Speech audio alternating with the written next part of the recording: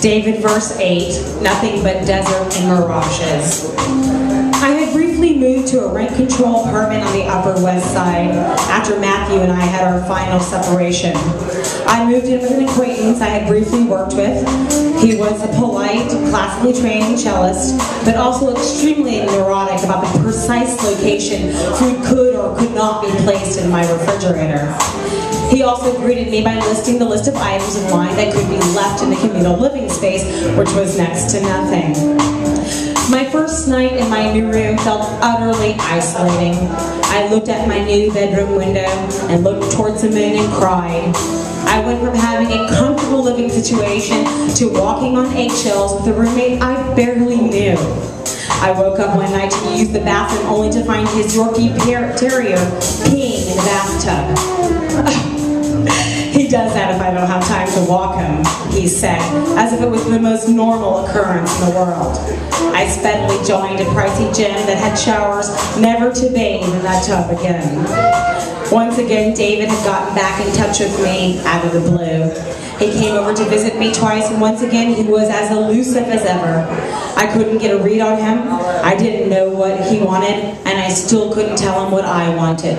We were frustrated, at a standstill, so neither of us contacted the other.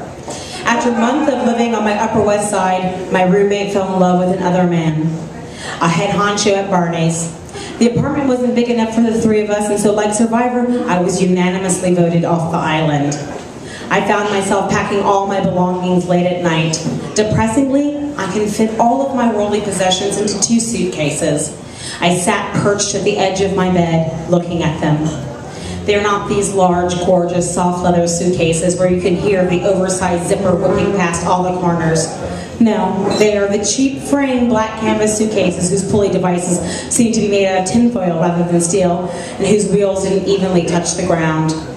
I dragged the 2 suitcases down the 5 flights of stairs, along with a picture of my parents tucked under my arm. Snow came down as I headed down the street, winter's end nearing. It was not the ideal time to move, but then again, it's never an ideal time to move in New York. There's always flights of stairs to hurdle, big furniture to maneuver at small spaces. Then there's the universal law that your friends conveniently leave town the day you need their help to move. Perhaps this is why I've pared all my belongings down. I don't need any help to move anymore. I can drag these 2 suitcases all by myself and make it just fine to my next destination. I look to take a seat on the curb and waited for car service, thinking about all my frequent moving. It had grown tiresome. I have grown no roots, I thought to myself, looking over my sparse belongings. I arrived in Chinatown at midnight. 2 of my roommates were still up. One, a French investment banker who was baking a chocolate and banana cake. Another, a French man, gay, working for Air France. I said a quick hello and trudged up the stairs to my room. My room was 3 foot tall. No joke. It's shocking to say, but even more shocking to actually be in a room that is 3 foot tall. To lie in bed, to dress, to even think of bringing a man there was upsetting. This is an entirely odd situation for New York. In no other American city would anyone find it acceptable to pay $1,000 for a cubbyhole. I guess my celibacy will be assured living here, I thought to myself, peering into my cave. I pushed my 2 suitcases through the hobbit door, and I crawled in behind them on my knees. I switched on the light. It's not traditional lighting, but rather Christmas lighting that tops the room. I unzipped my luggage and began hanging my clothes. I smack my hand on the fire sprinkler that lines my room. Fuck, I say to myself, shaking up my hand in front of me. I stop packing and look around. I try not to think of the smallness of this room when I first signed the lease, but now its smallness loomed large. This time last year, I had a long-term relationship with Matthew, a beautiful cat, a duplex, and a greenhouse. Now, I have a large rent payment, a small room, and roommates, lots of them. Because this was not just a communal living space, but it was also a bed and breakfast. Before shaking off an anxiety attack, I head to the roof and just look over Chinatown. There was a small wooden deck, chairs, and a sense of calm, as most of the shops closed before 7 p.m.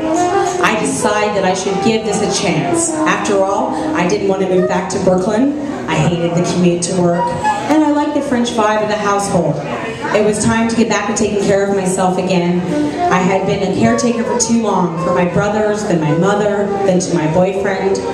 To be an independent woman in New York was frightening, lonely, and challenging, but I wanted to be optimistic, at least for tonight.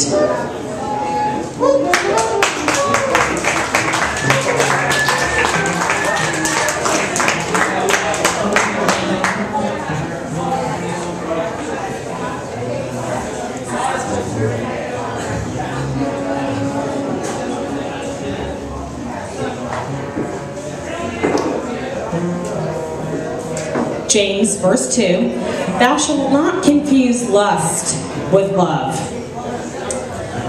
Sex with James is an Olympic sport, complete with medals, good deep sleep and a healthy appetite, gold medals, orgasms, and victory speeches. I'm coming. I'm coming. My floor is lined with water bottles, condom wrappers, and various clothing items. My body is rattled with bottle scars. I have a bruise on my knee from being tossed off the bed, a scab on my back the size of a quarter from rug burn, a sore calf from being twisted in a pretzel-like position, welts on my ass from him smacking it so hard, but so good, and a rather large lump on the back of our head from the activities of the other night. Mommy, what happened to your head? My hairdresser asked me as she washed my hair. Headboard, I said, smiling. She speaks to the other hairdressers in Spanish. They laugh and clap. Is he Puerto Rican? She asked me.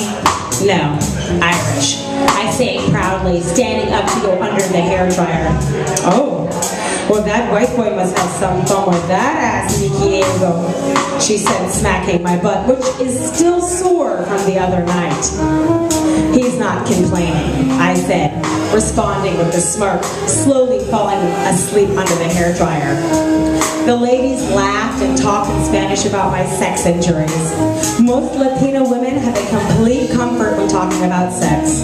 There's nothing to be ashamed of. They like their thick bodies, and their men love them even more. Through James, I now understood what it meant to have one's brains fucked out. I heal under the hairdryer after another marathon session with him. James and my body fit well together. We grab each other greedily. I always felt the need to be controlled everywhere in my life, but not when I'm with James. He told me what to do and where to go, but I don't feel submissive or disrespected. Instead, I felt beautiful and relaxed. When I'm in bed with him,